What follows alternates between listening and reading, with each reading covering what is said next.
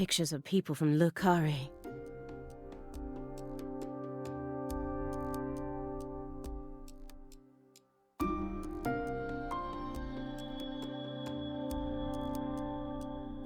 And this wall is dedicated to Greenvale.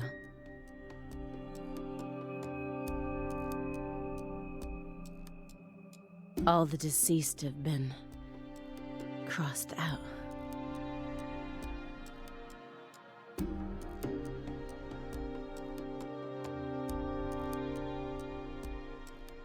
Sheriff Melvin Woods.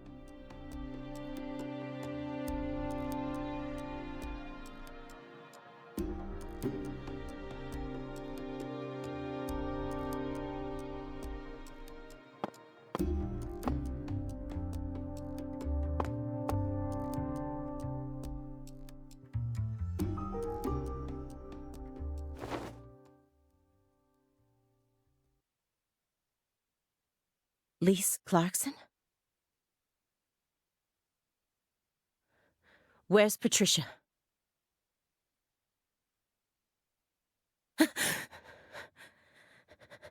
That's our altar. What are you doing?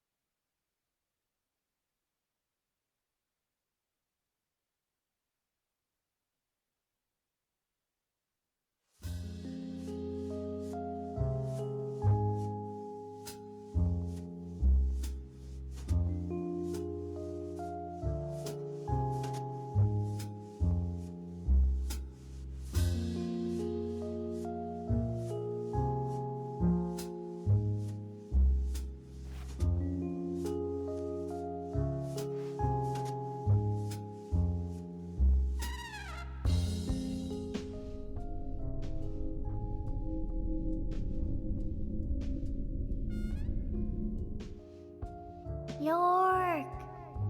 Agent York! York! Agent York! York! Agent York!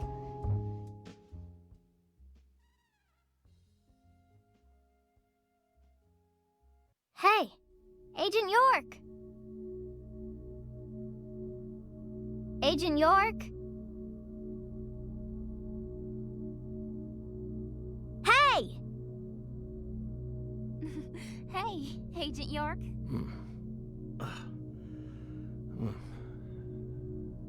You're Lise Clarkson.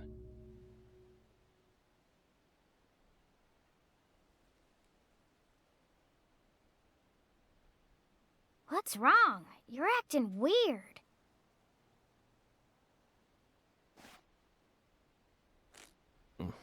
Sorry, Patty, I'm fine now.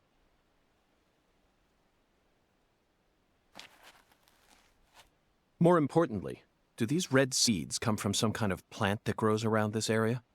I don't know. What do I look like, a botanist? This isn't your average backwoods town.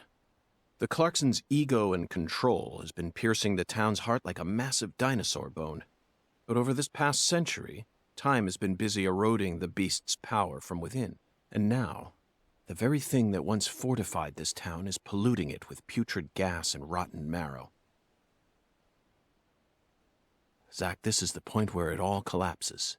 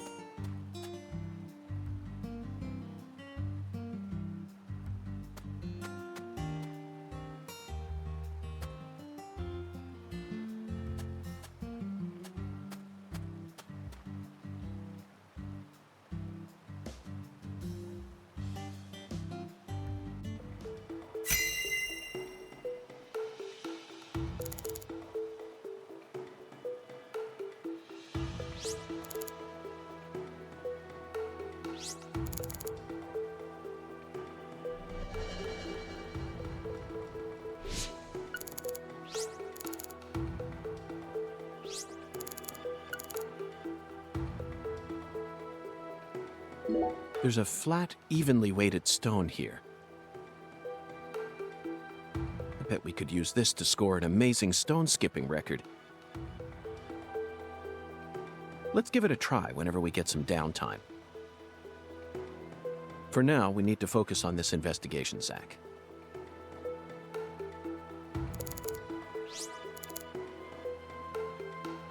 The growth is all missing from this particular section. It wasn't just cut away. She used fire to burn it out. Everything was planned so meticulously, as if she wanted to show this altar to someone. That's why Chuck ended up discovering it.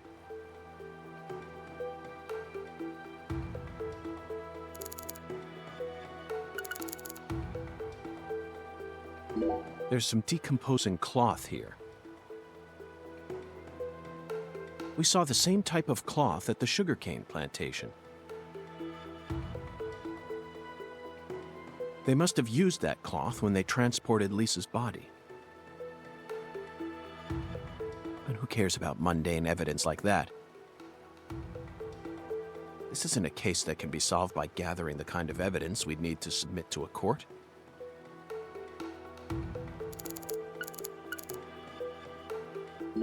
These red seeds keep sticking out to me. But we need to figure out what's going on with this altar before we focus on anything else.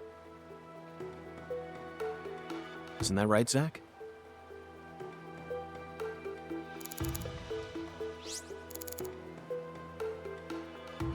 These bridge beams have a very unique shape to them.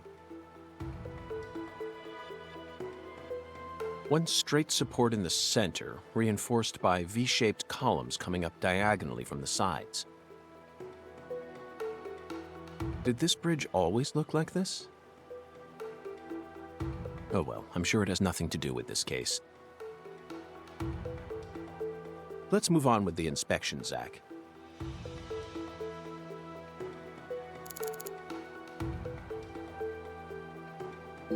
After Lise Clarkson was murdered, her body was put back together here. Just like how Galena's body was dismembered, then rearranged within the holding cell. Lena Doman and PJ's bodies were also blown to pieces in the end. Perhaps that's the nature of the curse that's taken hold of the Clarksons. What do you think, Zach? Is there any significance to these similarities?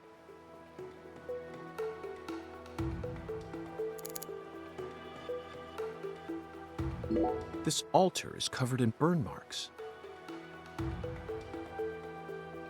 But there's hardly any residue left. There's no way for me to tell what was burned here. I could send it home for analysis, but is that really necessary?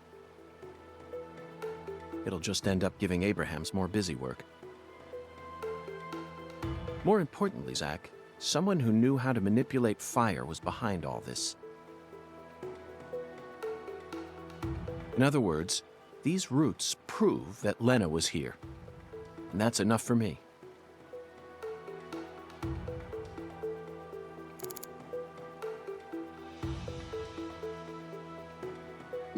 Zach, this is an ominous sign. Among all the different footprints here are a set made from engineer boots.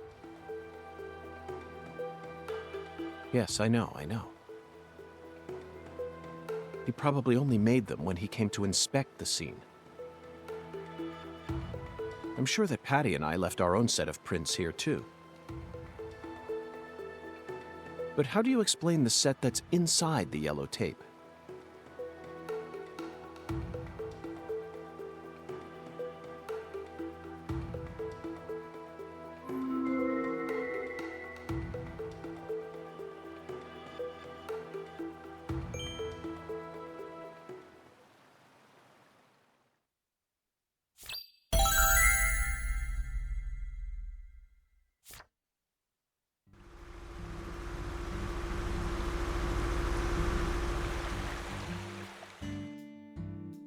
Hey! FBI! The hell you doing back here?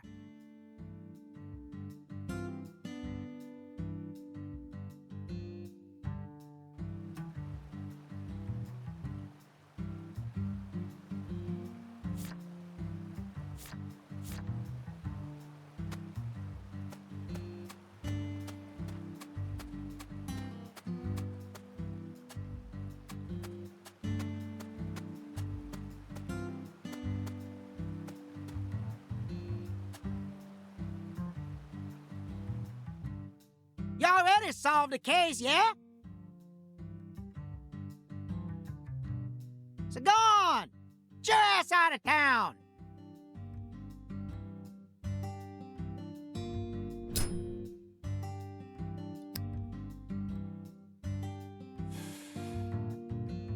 Why do you think I solved the case?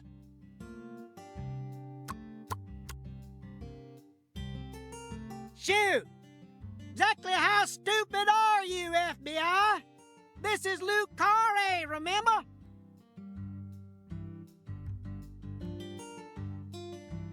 Every feller in town already knows that Professor Orr's the one behind all this shit.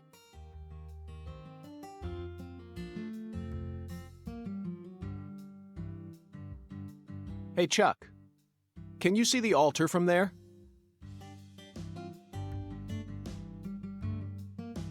I'd see the whole damn thing.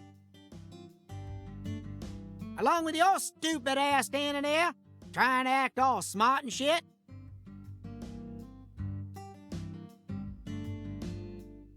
You told me that the poacher's boat you were chasing disappeared around this area, correct?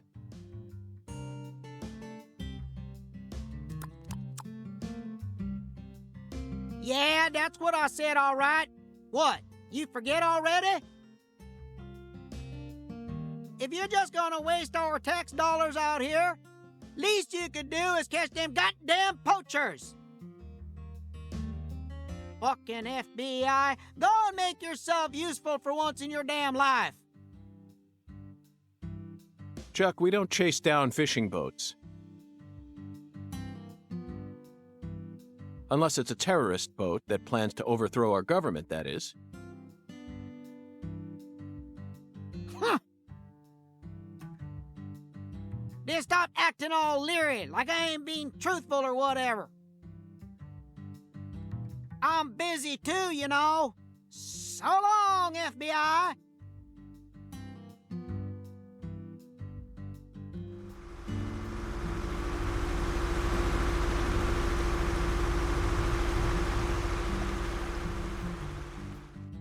Zach, he just taught us what the true purpose of this altar is. It was built here so that the ritual could be watched from a boat in the bayou. What do you mean? They could have just walked out here. There's no reason why they had to watch it from a boat. The goddess of fertility, Patty.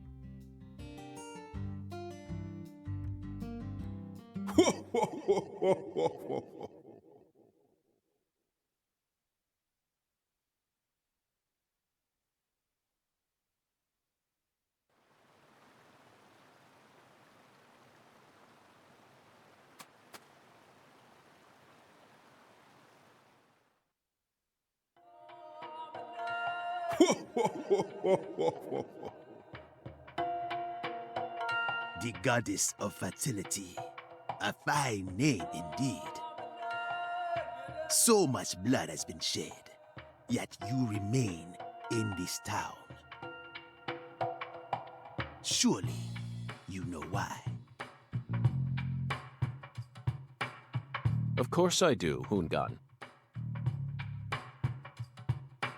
My work here isn't finished yet. You know, I could really use one of your oracles right now.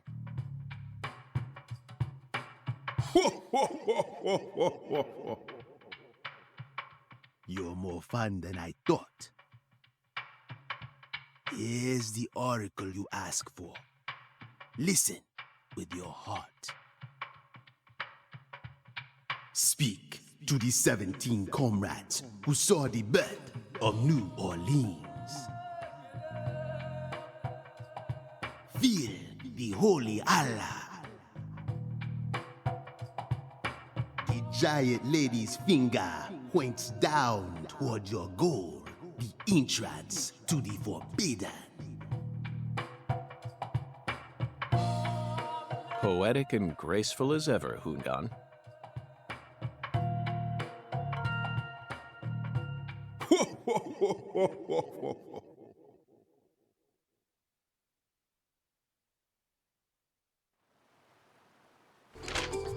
Hungan's oracles are leading us toward the core of this case.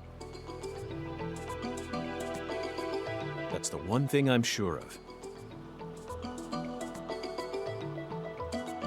But don't misunderstand, Zach. I'm not blindly following him. I only follow my intuition. Metaphysical offender profiling. That's all there is to it.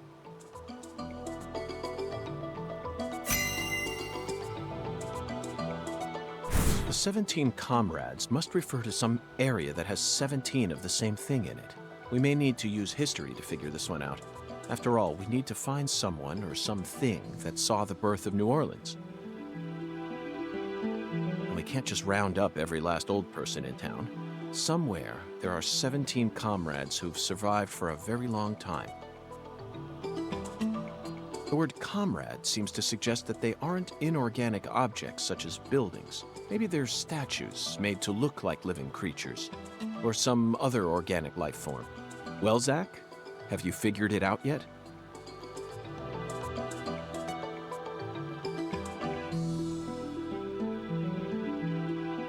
That's it, Zach. The French established the colony of La Nouvelle-Orléans in 1718. Just about 300 years ago. The only 17 comrades that would have been around back then are the 300-year-old oak trees along this road. A majestic road lined by oak trees. Come on, let's go ask these sages of Lucare for some help on our investigation.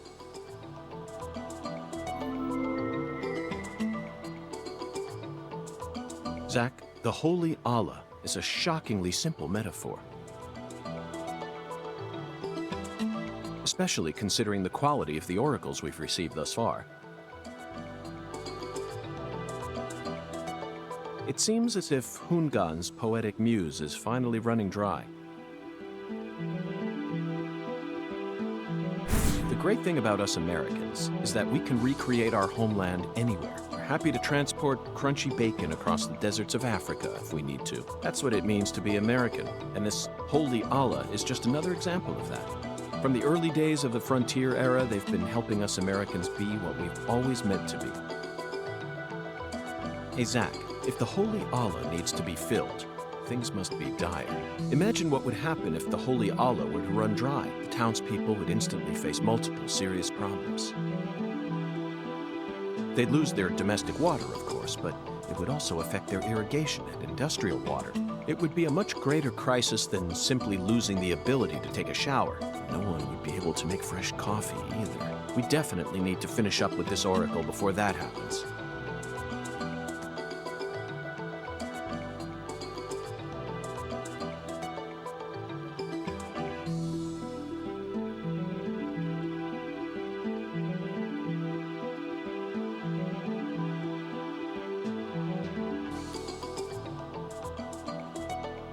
That's it. I never doubted you, Zach. The holy Allah refers to a water tower. Specifically that water tower with its Clarkson family crest. It must be hiding some sort of clue. Let's fill the Allah and see what it yields.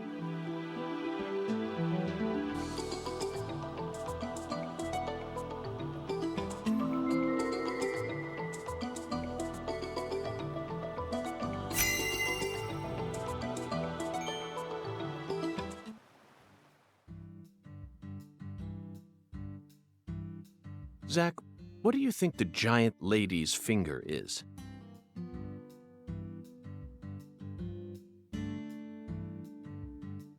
I'm at a loss.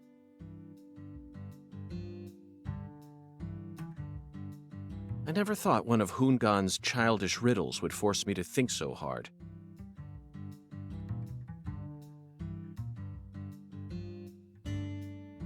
But, oh well. I'm sure that as we deal with the rest of the oracle, it'll reveal itself to us.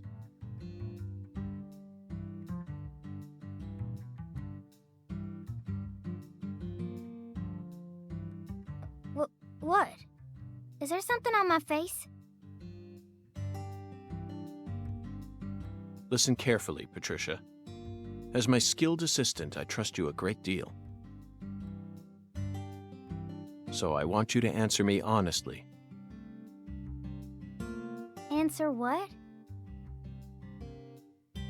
Do you have any idea where Melvin might have gone? No. He didn't seem to be acting or talking differently than usual? No. I don't think so.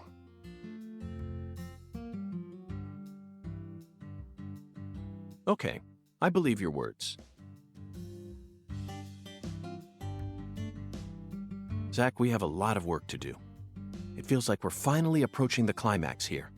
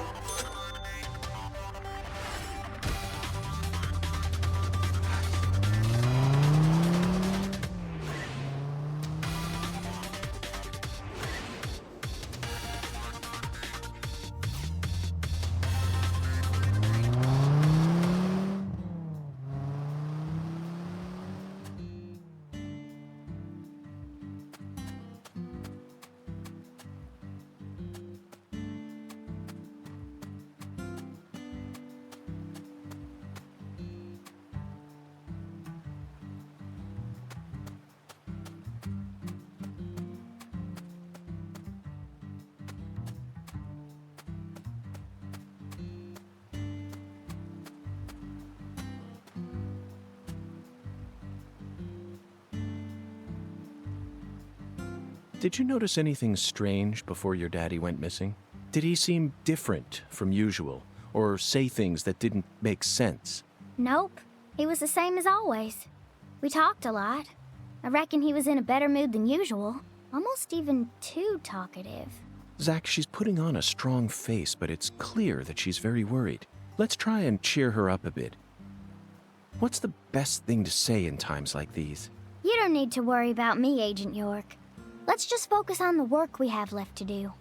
Unfortunately, it looks like your parents' disappearing is connected with this case somehow. Yeah, I know. Melvin seems to love you so much. It's hard for me to believe he would just disappear and leave you all alone. Something must be afoot here. I wish I could tell you I'm sure they're okay, even without any evidence. But I hate lies, Patty. I can't guarantee that they're safe. That's my honest opinion. I'm trying to prepare myself for it, but I want to hope that they're okay. Of course. Zach and I feel the same way. But if you happen to think of anything that might help, please let me know. Even the tiniest piece of information could end up coming in handy. Yeah, I understand. But I really don't know anything. I just feel like I know that Mama's okay somehow. Meaning? Even when we're apart, I can always tell how my mama's feeling. You know, like how twins can sense each other's feelings? But that's it. I can't tell where she is or what she's doing. Besides, I'm just a kid. Can't really trust what I'm saying, can you? Zach, it seems like she and her mother possess some kind of secret bond. But we shouldn't try to force it out of her. Yes, you're exactly right. Let's just keep our eyes on her for now.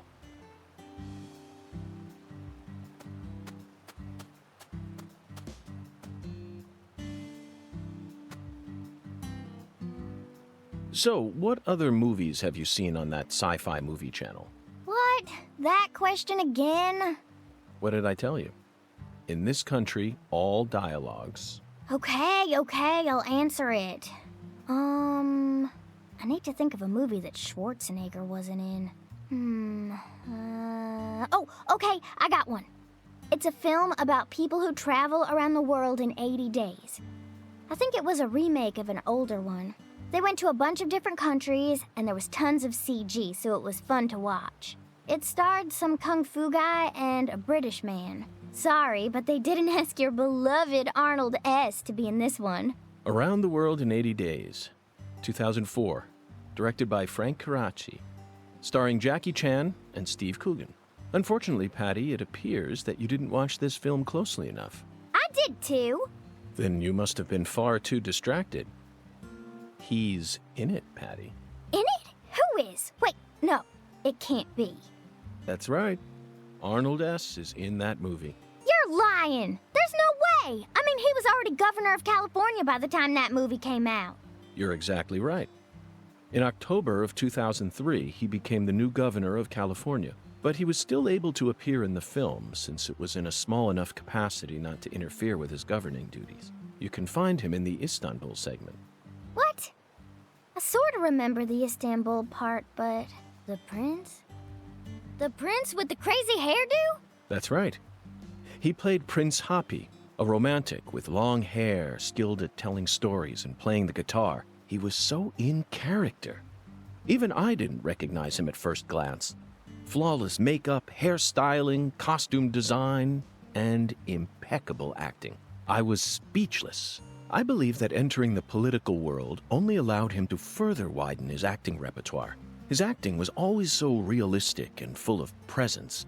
But then, he went and added elaborate technique on top of it. Perfection. Patty, I'm now convinced that you've been seduced by his charm without even realizing it. That's why you've been unconsciously seeking out films that he appears in. You don't need to feel embarrassed. It's a perfectly natural phenomenon. Yeah. Let's just get back to the investigation. Come on, please. You're right, Patty. This is no time for idle chatter. We have two important goals now. Solving this case and finding your daddy. Let's get back to work. No more chit-chat. You heard her, Zach. We need you to focus as well.